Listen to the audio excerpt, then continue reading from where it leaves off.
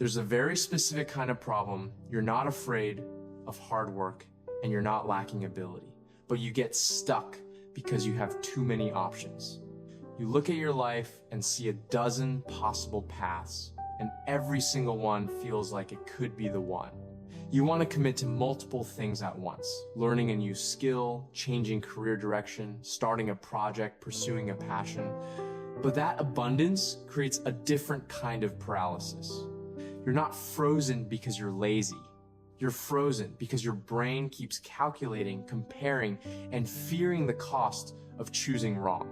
And the result is that you never go deep enough in any direction despite having the potential to go incredibly far. Society tends to slap a heavy label on this kind of person dilettante, someone who knows a little about a lot, a jack of all trades, master of none. And the scary part is that you start to believe the label. Your curiosity, the thing that used to be your strength, suddenly feels like a career risk. You worry you'll be judged as unfocused. You worry you'll never be expert enough. You worry you're taking too many detours, wasting time while everyone else is moving in a straight line. The goal of this piece is to dismantle that self-blame with a different lens. Success doesn't come in only one shape. When you understand the career shape that actually fits you, the confusion quiets down, and you can start choosing a path with clarity. For decades, the most common career advice has been simple: pick one field and go deep. And when society is stable, when the rules are clear, and the game doesn't change much, that strategy works. Psychologists call that a kind learning environment. The more you repeat one thing correctly, the more you get rewarded for it. But right now, a lot of industries have shifted into what's called a wicked environment. The rules keep changing, feedback arrives late, and what's right today can be wrong tomorrow. So if you've ever felt like you don't fit the one straight line path, comment 8, and I'll send you an extra framework to help you choose your first pillar. In a wicked world, hyper-specialists are still valuable, but they're also more likely to develop blind spots when the context changes too fast. The problem isn't the expert path itself.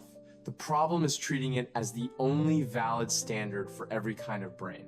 When you're forced to become an I-shaped person, one deep pillar, you start to feel like a failure, when in reality, you're just playing by rules that don't fit you. So instead of thinking in job titles, think in capability shapes.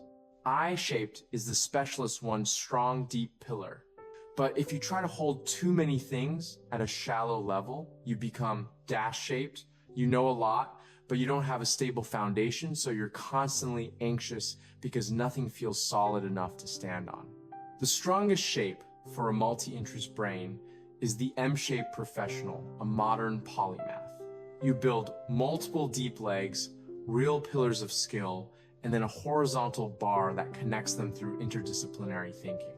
For example, one leg is data science for foundation and income, a second leg is storytelling for communication, and the connecting bar might be psychology, history, and design. At that point, you're no longer a distracted data person. You become the person who can turn complex data into clear stories that help CEOs make decisions. That value comes from far transfer. You're not just applying skills to similar problems. You're seeing the hidden structure of one field and translating it into another. The interests that used to feel random are actually your private library of metaphors, fuel for breakthroughs.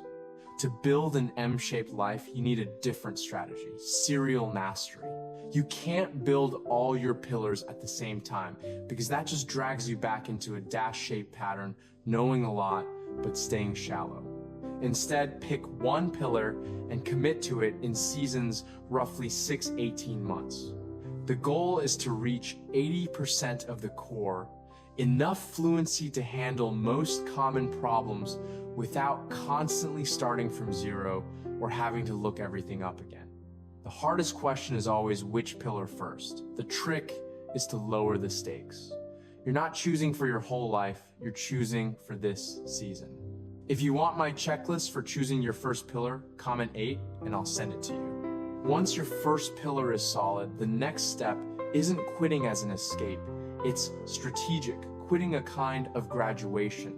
You deliberately close the current deep learning phase when your curiosity has been fully fed, so you can open the next season and build the next pillar.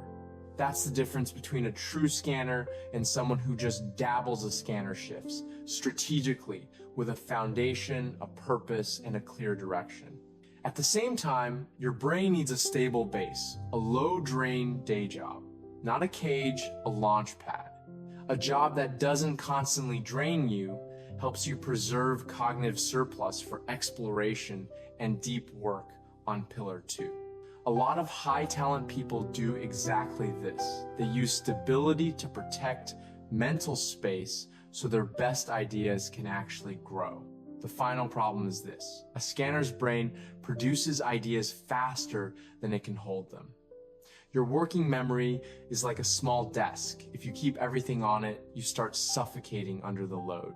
So you need an external system to catch those sparks of curiosity before they disappear. Nicholas Luhmann, an insanely productive sociologist, used the Zettel-Kasten method. Each idea becomes a small, separate note written on its own, then linked to related notes. Over time, those links turn into a knowledge network that lets you think deeply without getting... The application is simple. Whenever you suddenly get pulled into a topic, medieval architecture, behavioral psychology, or web design, capture a few short notes in one consistent place, like Notion or Obsidian.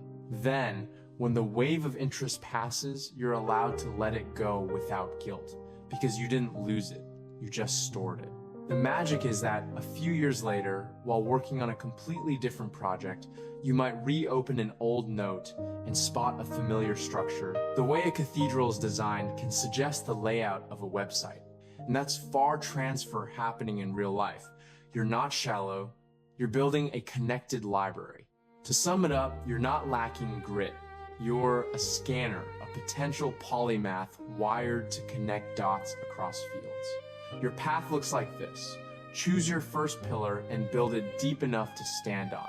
Use a job as a stable base instead of a cage, and build an external system to capture your curiosity sparks, so you can connect them at the right time. You don't need to force yourself into being one single person. You need a map that matches how your brain works, so you can stop self-blaming and start moving forward strategically. If this hit home for you, and you want me to continue this series on choosing your first pillar and designing an M-shaped career, subscribe to the channel and turn on notifications so you don't miss the next video.